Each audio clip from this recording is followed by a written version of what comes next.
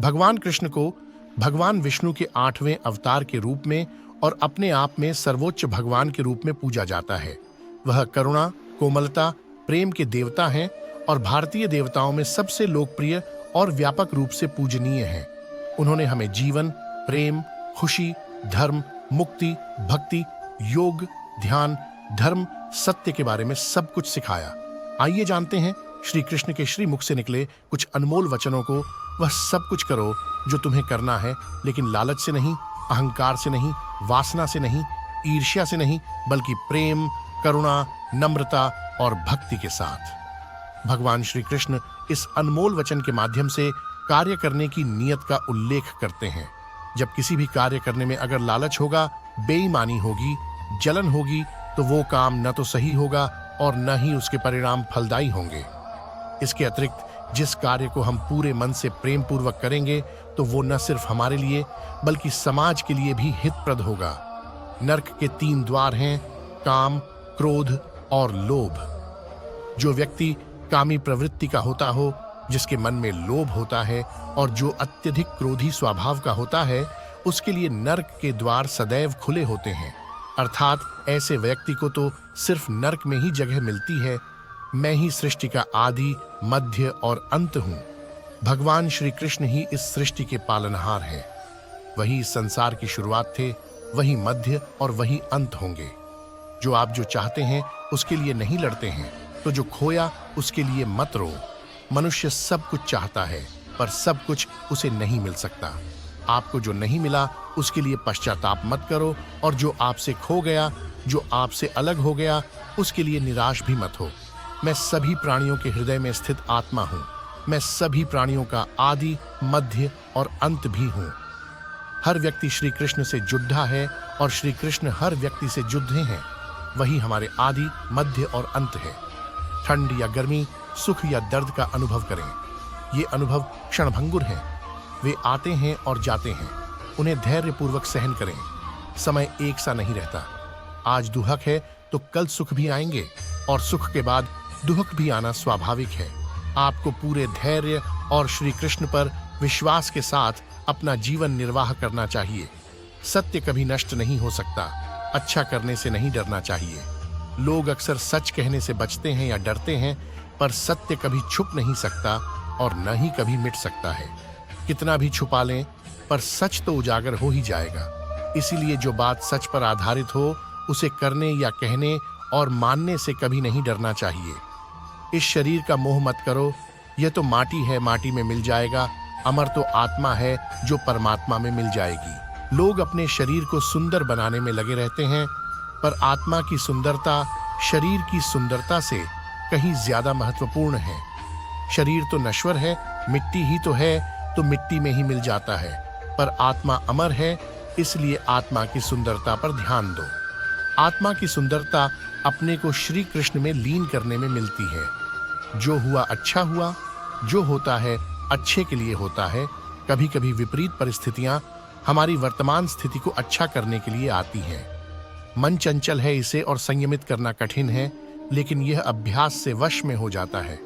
मन चंचल होता है, यह इधर उधर भागता है और किसी भी कार्य की एकाग्रता का दुश्मन है। लेकिन यदि यह व्यक्ति के वश में हो जाए, तो इससे अच्छा कोई मित्र नहीं है। मन को एकाग्र करना जरूरी है, बस थोड़े से प्रयास और अभ्यास की जरूरत है। मेरे लिए न कोई घृणित है और न ही कोई प्रिय, न कोई निर्धन है और न ही कोई धनी। बस जो भक्ति भाव के साथ मुझे याद करते हैं, मैं उनका हूँ और वो मेरे। श्री कृष्ण उन्हीं के हैं जो श्री कृष्ण के हैं। भगवान तो बस प्रेम भक्ति के भूखे हैं।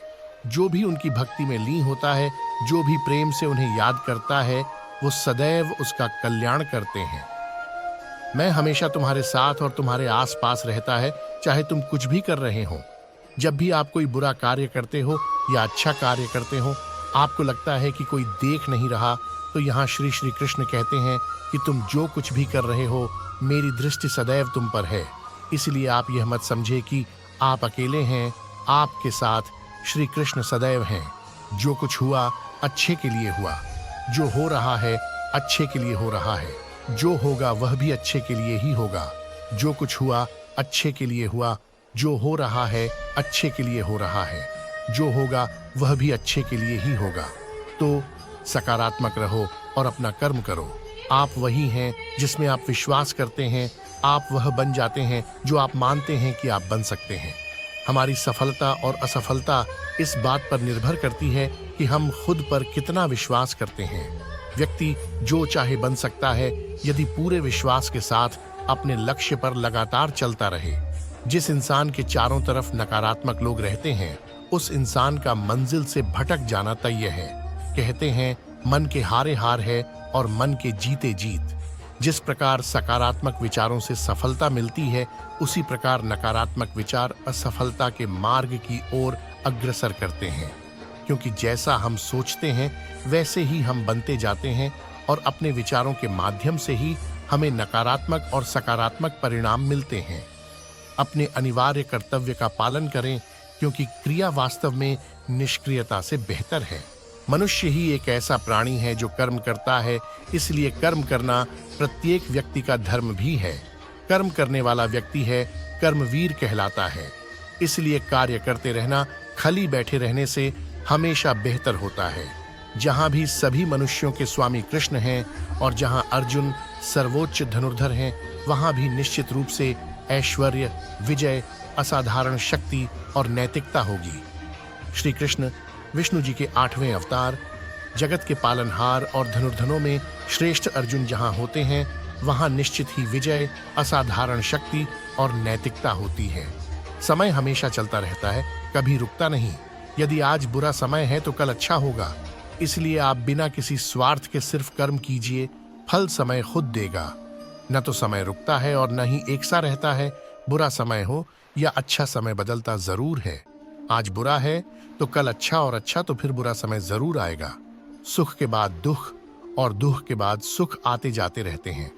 इसलिए इस पर हमारा कोई वश नहीं है, लेकिन कर्म पर हमारा वश जरूर है। आप सिर्फ कर्म करिए, फल की चिंता किए बगैर। समय आने पर फल जरूर मिलेगा। जो अहंकार से मोहित हो जाता है वह सोचता है मैं करता हूँ। जो अज्ञानी व्यक्ति होता है वो यह गलत फहमी पाल लेता है कि मैं करता हूँ, सभी कार्य मेरे द्वारा किए जा रहे हैं, ऐसा जान उसमें अहंकार घर कर लेता है। परंतु इस श्रेष्ठी में जो भी हो रहा है वो तो प्रकृति द्वारा किए जा रहे हैं। अज्ञानता के कारण व्यक्ति में जो मैं का अहंकार जन्म ले लेता है तो उसका पतन होना निश्चित है। मैं किसी का भाग्य निर्माण नहीं करता, हर व्यक्ति अपना भाग्य स्वयं बनता है। श्री कृष्ण कहते हैं कि वो किसी के भी भाग्य के निर्माता नहीं है। व्यक्ति खुद ही अपना भाग्य लिखता है। आप जैसा बीज बोएंगे आप वैसी ही फसल ही काटेंगे। आप जैसा कर्म करेंगे आपको वैसे है परिणाम मिलेंगे। यदि विद्यार्थी मन लगाकर पढ़ाई करेंगे तो परीक्षा में सफल होंगे। इसलिए हर व्यक्ति का भाग्य तभी बदलेगा जब वो ऐसे कर्म करेगा। पृथ्वी, जल, अग्नि, वायु, आकाश, मन, बुद्धि और अहंकार, ये मेरी प्रकृति के 8 विभाग हैं। जो कुछ भी है वो वर्तमान में है। जो बीत गया है वो नहीं आएगा, और जो आने वाला है उसकी चिंता नहीं, बल्कि खुले हाथों से इसका स्वागत करें। भ्रम और संदेह से परे जब आप भगवान से प्यार करते हैं तो आप हर चीज से प्यार करते हैं। मन उन लोगों के लिए दुश्मन की तरह काम करता है जो इसे नियंत्रित नहीं करते हैं, और जिसने अपने मन को जीत लिया है उसके लिए मन सबसे अच्छा मित्र है।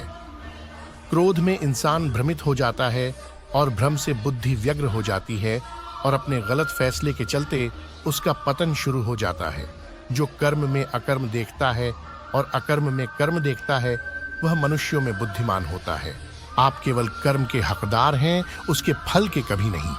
मनुष्य अपने विश्वास से निर्मित होता है, जैसा वह मानता है वैसा ही वह है। आत्मा विनाश से परे है। कोई भी उस आत्मा का अंत नहीं कर सकता जो अनंत है। खुशी मन की एक ही अवस्था है जिसका बाहरी दुनिया से कोई लेना देना नहीं है। यांत्रिक अभ्यास से बेहतर है ज्ञान, ज्ञान से बेहतर है ध्यान। कोई भी व्यक्ति जो अच्छा काम करता है उसका कभी भी बुरा अंत नहीं होगा, चाहे यहाँ या आने वाले संसार में। अपने भीतर पीछे मुड़कर मैं बार बार रचना करता हूँ। जिनके मन और आत्मा में सामंजस्य है, जो इच्छा और क्रोध से मुक्त हैं, जो अपनी आत्मा को जानते हैं, उनके साथ ईश्वर की शांति है। हम वही देखते हैं जो हम हैं, और हम वही हैं जो हम देखते हैं। जो हुआ अच्छा हुआ, जो भी हो रहा है वो अच्छा ही हो रहा है, और जो होगा वो भी अच्छा ही होगा। बुरे कर्म करने नहीं पड़ते हो जाते हैं और अच्छे कर्म होते नहीं करने पड़ते हैं। क्या गया है तुम्हारा जो तुम रोते हो? तुम इस संसार में क्या लाए हो जो तुमने खो दिया? तुमने क्या पैदा किया जो खो दिया? क्योंकि तुमने जो भी लिया यही से तो लिया, जो भी दिया यही पर दिया। आज जिसे तुम अपना कह रहे हो कल किसी और का था और परसों किसी और का होगा। फिर क्यों रोते हो? परिवर्तन ही इस संसार का नियम है। यह प्रकृति है जो सभी गतियों का कारण बनती है। अहंकार से मोहित मूर्ख उस धारणा को धारण करता है जो कहती है मैंने किया। गर्मी और ठंड, सुख और दर्द की भावना इंद्रियों के अपनी वस्तुओं के संपर्क के कारण होती है। वे आते हैं और चले जाते हैं चिरकाल तक। आपको उन्हें स्वीकार करना चाहिए। पूर्ण लगन के साथ अपना कार्य करो, लेकिन उसके फल की इच्छा मत करो, क्योंकि जब आप फल की इच्छा करते हैं तब कहीं ना कहीं आप अपने कार्य में पूर्ण रूप से समर्पित नहीं हो पाते। गति के लिए चरणों पर ध्यान देना आवश्यक है, किंतु प्रगति के लिए सदैव आचरण पर ही ध्यान देना चाहिए। प्रकृति द्वारा निर्धारित कर्तव्य का पालन करते हुए व्यक्ति ने कोई पाप नहीं किया। जिसका मन उसके वश में नहीं है, उसके लिए उसका मन शत्रु के समान है। वो मूर्ख हैं जो प्रेम को बकवास कहते हैं। प्रेम इस दुनिया की जड़ है जिससे दुनिया बनी है। अपनी इच्छा की शक्ति से अपने आप को नया आकार दें। अपने आप को कभी भी स्व इच्छा से नीचा न होने दें। बुद्धिमान अपनी चेतना को एकीकृत करते हैं और कर्म के फल के प्रति आसक्ति को त्याग देते हैं। मनुष्य अपने विश्वास से निर्मित होता है। जैसा वो विश्वास करता है वैसा वो बन जाता है। कर्म का वास्तविक लक्ष्य आत्मा का ज्ञान है। हम जो कुछ भी हैं वह हमने जो सोचा है उसका परिणाम है। हम अपने विचारों से बने हैं, हम अपने विचारों से ढाले जाते हैं। ऐसा कोई समय नहीं था जब मैं नहीं था, न आप, न ही इनमें से कोई राजा, न ही कोई भविष्य है जिसमें हम नहीं रहेंगे। अपरिपक्व लोग सोचते हैं कि ज्ञान और क्रिया अलग अलग हैं, लेकिन बुद्धिमान उन्हें एक ही मानते हैं। जिस प्रकार इस शरीर में रहने वाला बचपन, युवावस्था और वृद्धावस्था से गुजरता है, उसी प्रकार मृत्यु के समय वह केवल दूसरे प्रकार के शरीर में प्रवेश करता है। बुद्धिमान इसके बहकावे में नहीं आते। न यह शरीर तुम्हारा है और न तुम इस शरीर के। यह शरीर तो अग्नि, जल, वायु, पृथ्वी, आकाश से बना है और इसी में मिल जाएगा। परंतु आत्मा स्थिर है। फिर तुम क्या हो? तुम अपने आप को मुझे अर्पित करो। यही सबसे उत्तम सहारा है। जो इसके सहारे को जानता है वह भय, चिंता, शोक से सर्वदा मुक्त है। जो कर्म में अकर्म देखता है और अकर्म में कर्म देखता है वह चतुर है। इच्छाओं में कमी ही सुख की कुंजी है। कोई भी व्यक्ति जो अच्छा काम करता है उसका कभी भी बुरा अंत नहीं होगा, चाहे यहाँ या आने वाले संसार में। जो पहले विष जैसा लगता है लेकिन अंत में अमृत जैसा स्वाद लेता है, यह सत्व का आनंद है जो स्वयं के साथ शांति से पैदा हुआ है। उम्मीद ही आपको रिश्ते में कमजोर बनाती है। उम्मीद का जन्म आपके मन में ही होता है। शांत, नम्रता, मौन, संयम और पवित्रता ये मन के अनुशासन है। सभी स्वार्थी इच्छाओं पर काबू पाना पर्याप्त नहीं है। स्वामित्व और अहंकार को वश में करना भी आवश्यक है, जिसे तुम अपना समझकर मग्न हो रहे हो। बस यही प्रसन्नता तुम्हारे दुखों का कारण है। कर्म मुझसे नहीं चिपके रहते क्योंकि मैं उनके परिणामों से जुड़ा नहीं हूं। जो लोग इसे समझते हैं और इसका अभ्यास करते हैं वे स्वतंत्रता में रहते हैं। जो मनुष्य प्रकृति के गुणों से अनासक्त है और जो पूरी तरह से दिव्य ज्ञान में स्थित है, उसका कार्य पूरी तरह से परात्परता में विलीन हो जाता है। अभी निराश मत हो, क्योंकि तेरा वक्त कमजोर हो सकता है, तू नहीं। भले ही दुर्बलता ईश्वर द्वारा दी जाती है, लेकिन गरिमा मनुष्य के मन को स्वयं निर्मित करती है। अंत में सभी आत्माओं को परमात्मा में मिल ही जाना है। यही तो आत्मा का अंतिम लक्ष्य है। सभी जीव मुझ में है और मैं सभी जीवों में हूँ। तुम्हारे कर्म ही तुम्हारे भाग्य के निर्माता है। तुम्हारा मोह ही तुम्हारे दुखों का महान कारण है। आज वो तुम्हारा है, कल वो किसी और का होगा, इसलिए व्यर्थ का पछतावा मत करो। वर्तमान में जीना और उसका अनुभव ही जीवन है। आत्मा अमर है ना, तो इसे कोई शस्त्र काट सकता है और न ही अग्नि इसे जला सकती है। जल इसके तेज को बुझा नहीं सकता और न ही वायु इसे सुखा सकती। किसी और के जीवन की नकल को पूर्णता के साथ जीने की तुलना में अपने भाग्य को अपूर्ण रूप से जीना बेहतर है। आप बुराई से कुछ समय के लिए बच सकते हो, लेकिन बुराई तो तुम्हें हजारों की भीड़ में भी तुम्हें ढूंढ लेगी, जैसे गायों की झुंड में बछिया अपने मां को ढूंढ लेती है। सभी जीवों का निर्माता मैं हूं।